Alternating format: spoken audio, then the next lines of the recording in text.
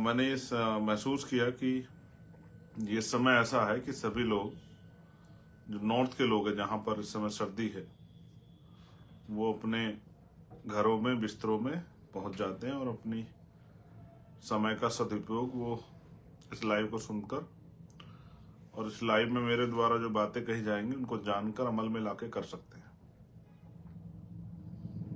सम्मानित बहुजन समाज के बहनों भाइयों, मेरे सम्मानित बुजुर्गों, छोटे भाइयों, छोटी बहनों, आज का ये विशेष लाइव संविधान सभा को लेकर है। उसके साथ साथ कुछ और बातें भी मुझे आज बहुजन मिशन मूवमेंट के साथियों से कहनी, और ये सब बातें, इन सब बातों की अहमियत है।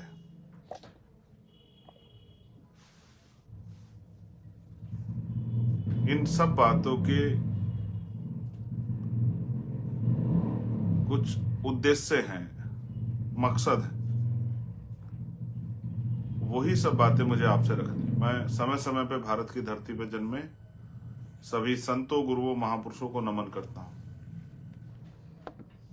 महात्मा बुद्ध से लेके संत श्रोमणी सतगुरु रविदास, भगवान वाल्मीकि, गुरु नानक देव, संत कबीर, गुरु घासीदास, नारायणा गुरु, राष्ट्रपिता ज्योतिबा फूले, छत्रपति साहू जी महाराज, छत्रपति शिवाजी राजे, डॉक्टर बाबा साहब अम्बेडकर, पेरियार रामास्वामी नायकर, पैरलेले यादव, मामना रामसु वर्मा, संत राम बी ए प्रजापति, बाबू शिव दयाल चौरसिया, सर छोटू राम, बाबू जगदेव प्रसाद कुशवाहा, जननायक कपूरी ठाकुर, भगवान बिरसा मुंडा, मान्यवर दीनाबाना वाल्मीकि साहब, मान्यवर काशीराम साहब, और देश की आजादी के लिए बलिदान देने वाले सभी शहीदों को नमन करता हूं। उन माओं को, वीरांगनाओं को भी नमन करता हूं जिन्होंने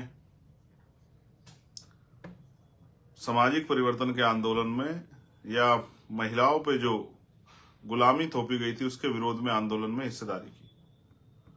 माँ जिजाऊ बाई, माँ सावित्रीबाई फूले, माँ फातिमा शेख, माँ अहिल्याबाई होलकर, माँ अवंतिकाबाई लोधी, माँ झलकारी बाई,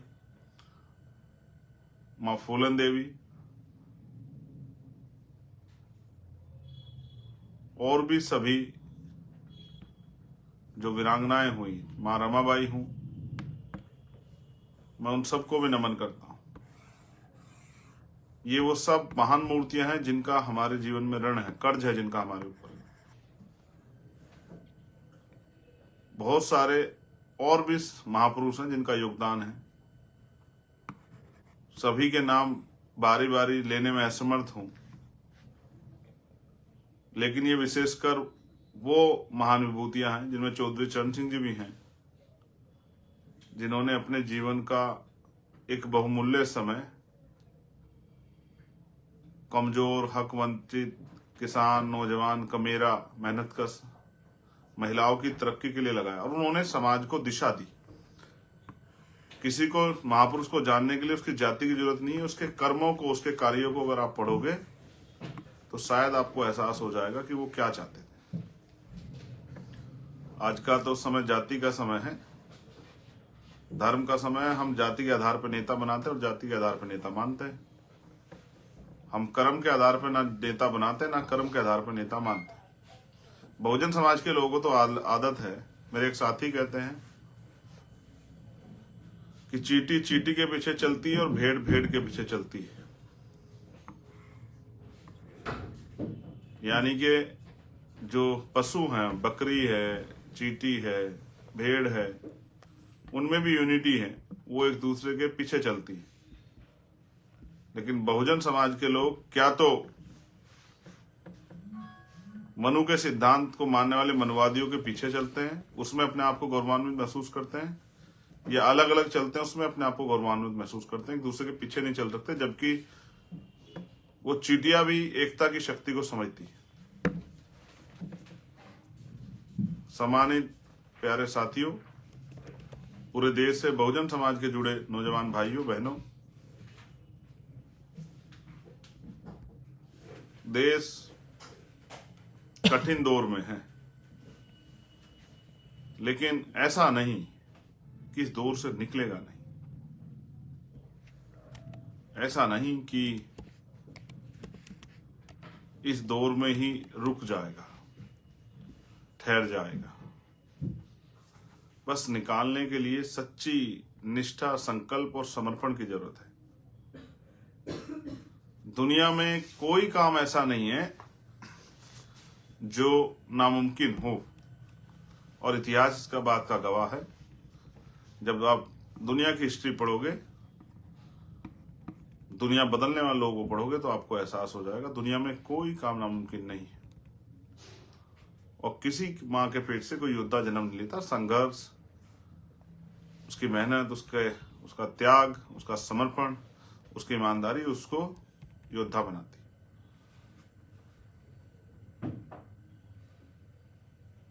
उसके मन में जो अन्याय से कि जो पीड़ा पैदा हो जाती है, कुछ लोगों के मन में कोई बात लग जाती है,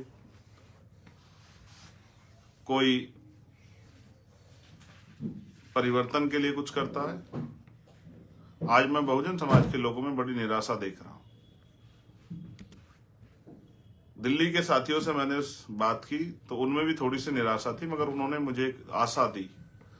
उन्होंने कहा, भैया 22 तारीख को संविधान सभा बुलाएंगे। इस तारीख को जरा सा आप गौर कीजिए। बहुजन समाज के लोगों से मेरा आग्रह है, वैज्ञानिक दृष्टिकोण रखने वाले, तार्किक दृष्टिकोण रखने वाले और मानवता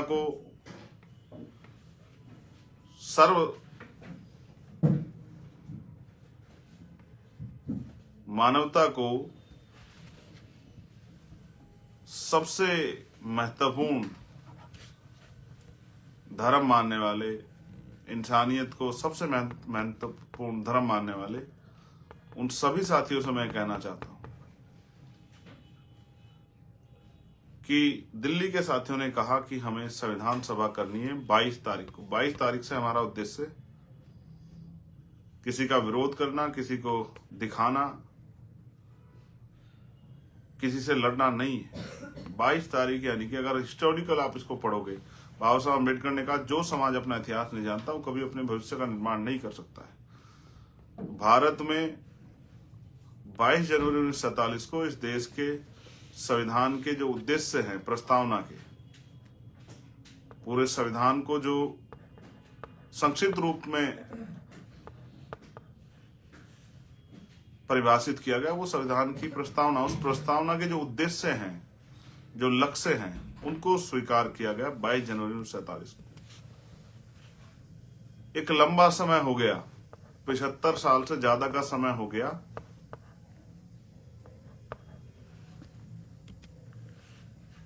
संविधान को अपने स्वरूप में आए,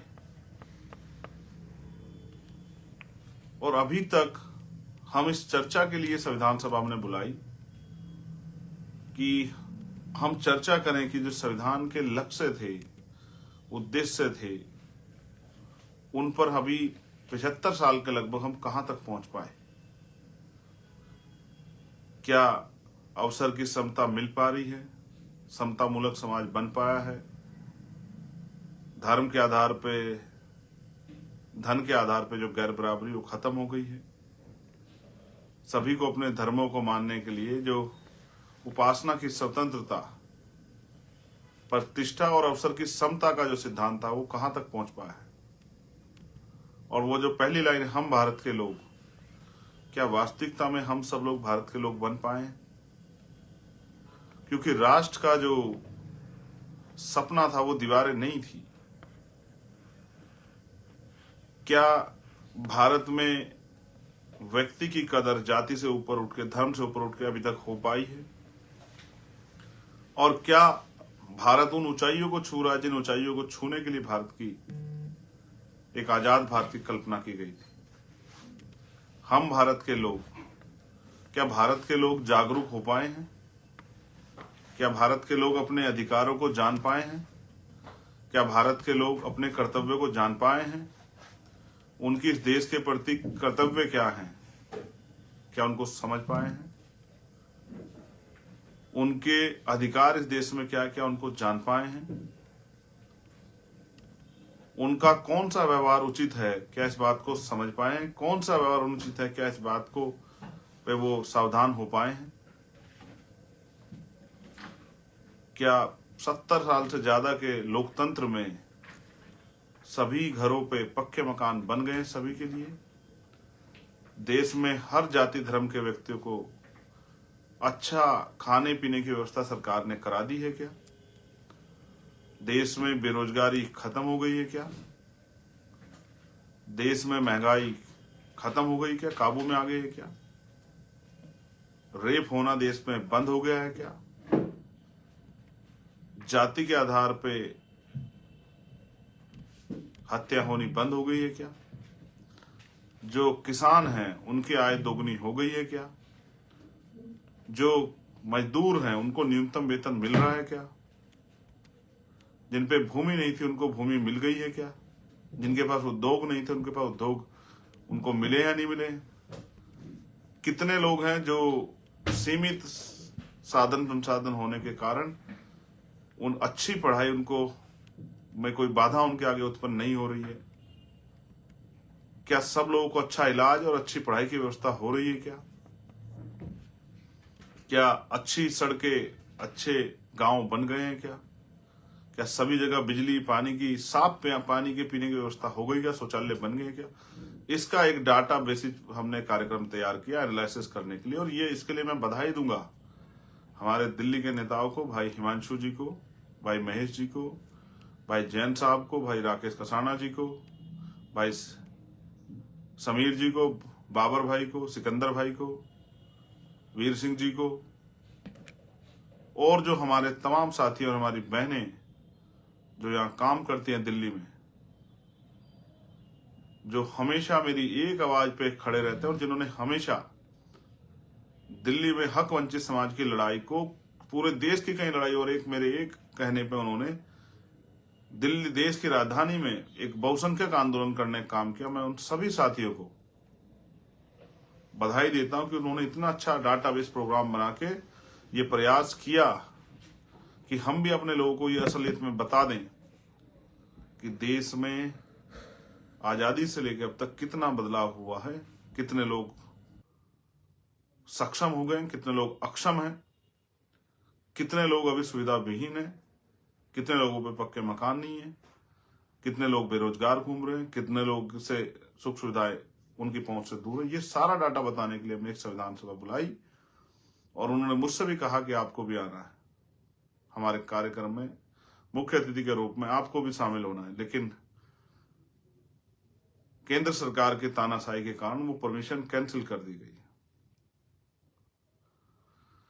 कि आप वो जगह जो सुप्रीम कोर्ट ने प्रोटेस्ट के लिए, राइट टू प्रोटेस्ट जो है,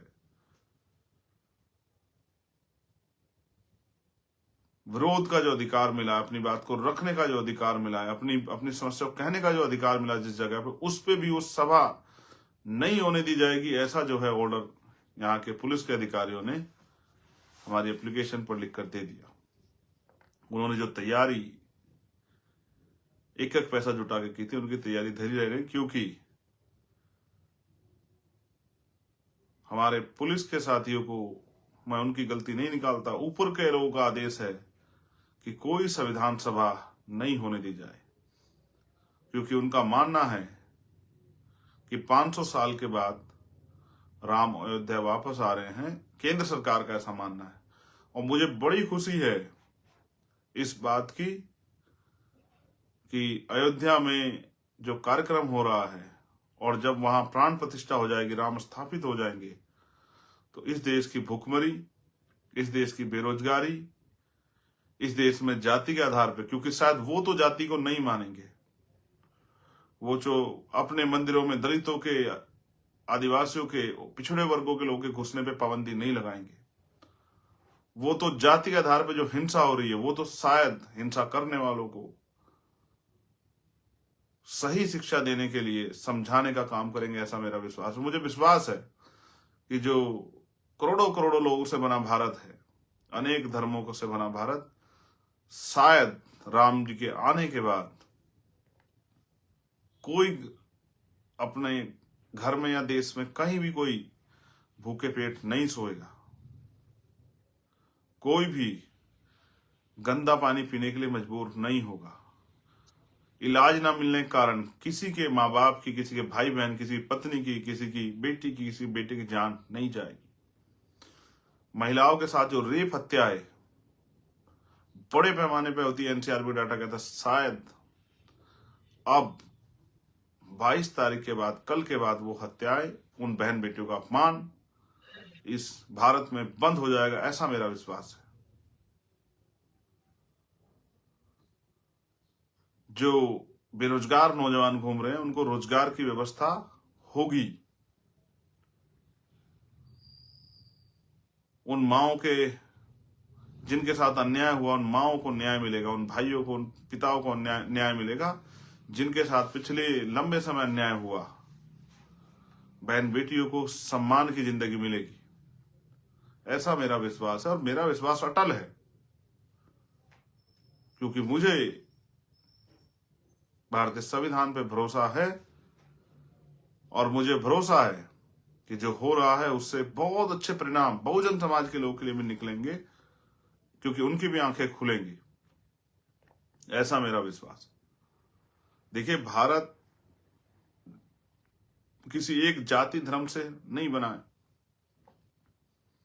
संगठित भारत को पहले जातियों में तोड़ा गया, फिर जातियों में भी गोत्रों में तोड़ा गया, इतने टुकड़े किए गए कि भारत जुड़ ना पाए।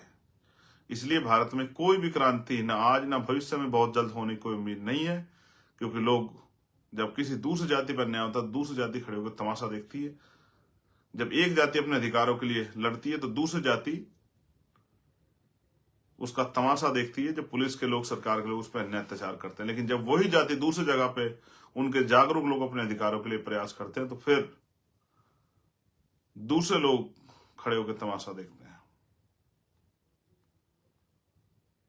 वो एक अच्छी शायरी जो है एक शायर की है कि जलते घर को देखने वाले, फूंस का छप्पर आपका है, आग के पीछे तेज हवा है, आगे मुकद्दर आपका है, तेरे कत्ल पे मैं भी चुप था, मेरा नंबर अब आया, मेरे कत्ल पे तू भी चुप है, अगला नंबर आपका है।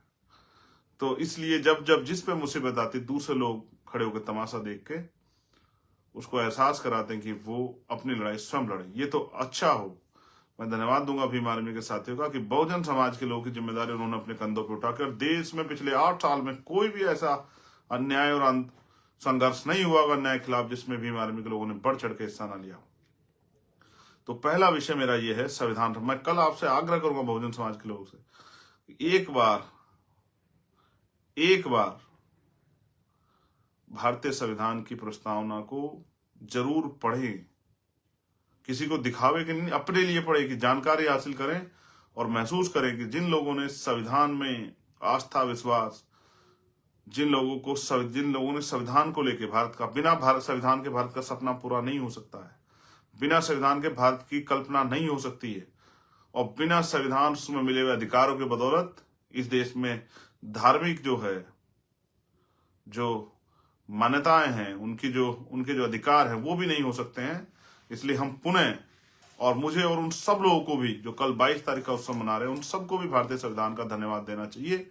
और साथ साथ मैं आपसे ये कहूंगा कि क्योंकि अभी तक हम लोग संविधान के उन प्रस्तावना के उन उद्देश्य संकल्पों से बहुत मीलों पीछे हैं, तो हमें ये भी तय करना चाहिए कल एक अच्छे दिन पर कि भाई हमें इस देश के संविधान के जो संकल्प था, उद्देश्य थे, उसको भी पूरा करना है।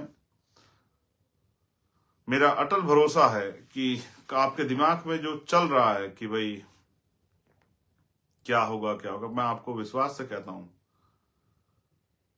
जो कुछ हो रहा है वो हमें जागरूक करने के लिए, समझदार बनाने के लिए, हमें तैयार करने के लिए हो रहा है। हमें तैयार होना चाहिए।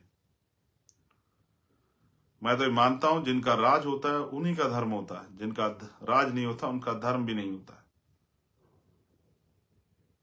इसलिए मेरी आपसे अपील है बहुजन समाज के सभी बुद्धिजीवियों से, कर्मचारियों से, नौजवानों से, उद्यमियों से कि निराश ना हो, किसी भी बात से निराश ना हो। ये भारत लोकतांत्रिक देश है, राजनीतिक ताकत आती है जाती है, लेकिन राजनीतिक ताकत का प्रयोग अगर जनहित में हो तभी लोकतंत्र में देश तरक्की कर सकता है। और अगर चंद पूंजीपतियों के लिए, चंद ताकतवर लोगों को ताकतवर करने के लिए राजनीतिक शक्तियों का प्रयोग होने लगे तो फिर लोकतंत्र मजबूत नहीं होता, लोकतंत्र कमजोर होता है। जब अब विरोध की आवाज को कुचल दिया जाए, गोलियों से उसका स्वागत किया जाए, उस पर लाठियां बांधी जाए, झूठे मुकदमे लगा के जेल में डाल दिया जाए, तो फिर जो है लोकतंत्र की हत्या होती है। असल लोकतंत्र वही जहां अभिव्यक्ति की आजादी है। मैं सीमाएं समझता हूं कि आपको किसी धर्म का उपहास उड़ाने की, किसी के ऊपर टिप्पणी करने का कोई अधिकार नहीं है, लेकिन संवैधानिक रूप से अपनी बात को रखने का अधिकार भी संविधान हमें देता है।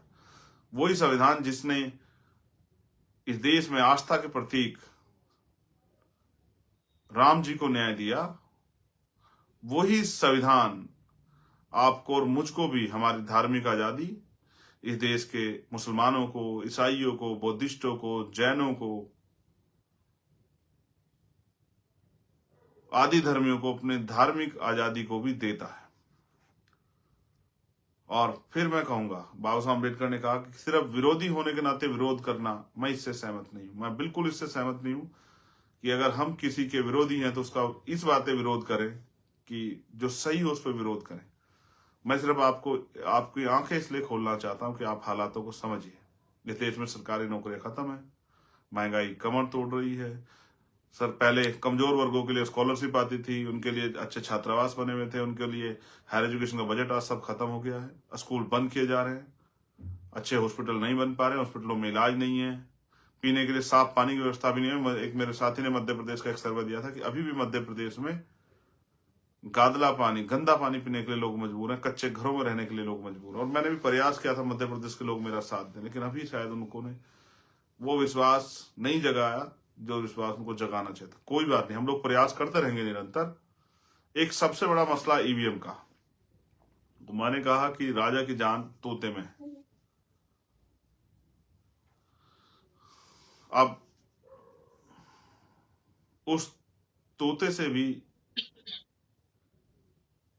उस तोते को भी ठीक करके भारतीय लोकतंत्र की व्यवस्था करने का समय आ गया है। और फरवरी में हम लोग एक बड़ा, अभी जल्दी हम लोग एक नेशनल मीटिंग बुला के फरवरी में एक बड़ा डिसीजन लेंगे और जनमत जुटा के एक बड़ा आंदोलन, अनिश्चितकालीन आंदोलन हम लोग दिल्ली में जंतर मंतर या रामलीला मैदान पर जहां भी उपयुक्त होगा वहां करना शुरू करेंगे। और एक एक चीज फैक्ट के साथ लोगों के सामने रखेंगे किस तरह से लोगों की वोटों की चोरी हो रही, और इससे बचाव सिर्फ हम पे, सिर्फ समस्या नहीं है, इसका रोकथाम, इसको फेयर करने की व्यवस्था भी हम पे है।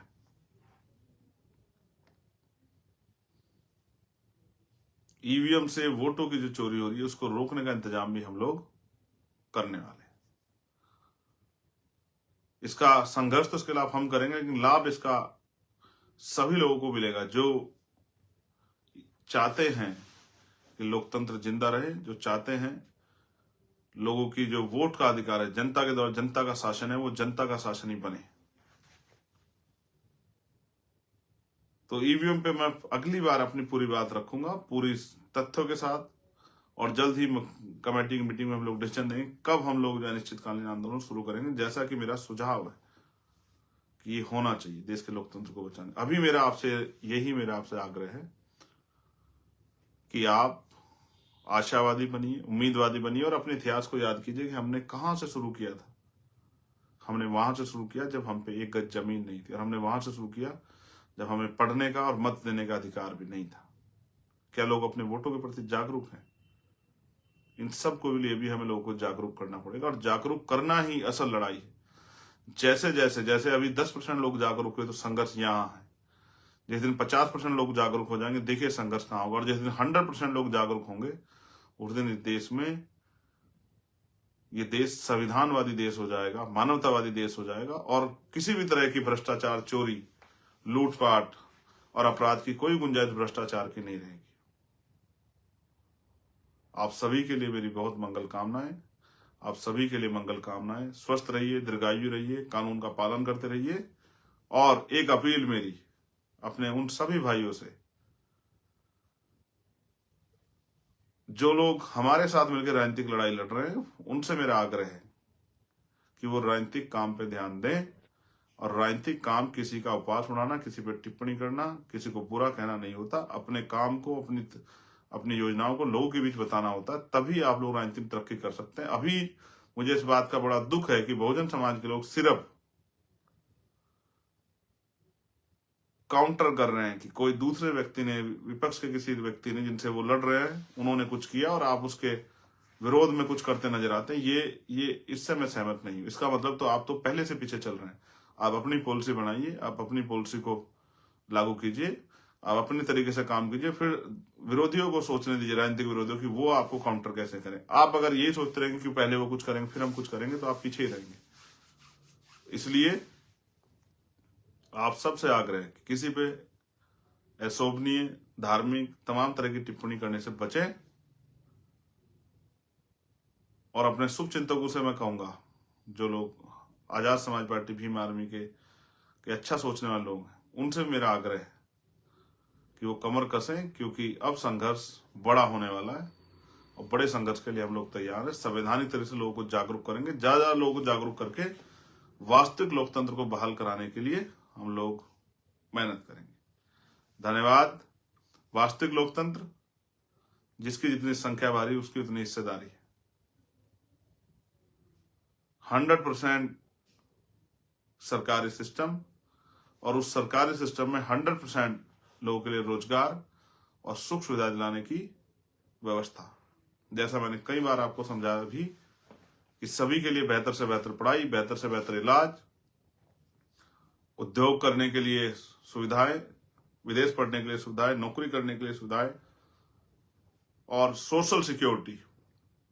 जो व्यक्ति नहीं कमा रहा है उस आदमी को भी बेरोजगारी भत्ता मिले, जब तक सरकार उसके लिए किसी रोजगार का प्रबंध नहीं कर देती। देश में खुशहाली आए, हर व्यक्ति, हर जाति धर्म का व्यक्ति खुशहाल हो, ऐसी जो है, ऐसा एक मजबूत प्रदेश और देश बने, उसके लिए हम सब लोगों को मिलकर संघर्ष करना है। सभी बहन बेटियों का सम्मान हो और सभी के लिए नए रास्ते खुले, नए अवसर बने, और गरीबी के कारण किसी के सपने ना कुचले जाए, कोई भूख से, कोई बीमारियों से ना मरे, कोई सर्दी, कोई ज्यादा गर्मी से ना मरे, और कोई ऐसा ना हो जिसको सड़क पे खड़े होकर भीख मांगनी पड़े, और कोई ऐसा ना हो जिसके पास इतने साधन हों कि उसके लिए लोगों के जीवन का कोई मोल ना हो। बहुत बहुत धन्यवाद। जय भीम, जय भारत, जय मंडल, जय जोहार, और आप सभी के लिए मंगल कामनाएं। भारतीय संविधान जिंदाबाद। हम सबको मिलकर भारतीय संविधान के लक्ष्य और उद्देश्य को स्थापित करना है, इस देश के संविधान को पूर्ण रूप से लागू कराना है, और समतामूलक समाज बना के अखंड भारत, सम्राट अशोक के सपनों का भारत बनाने के लिए हमें काम करना है। धन्यवाद।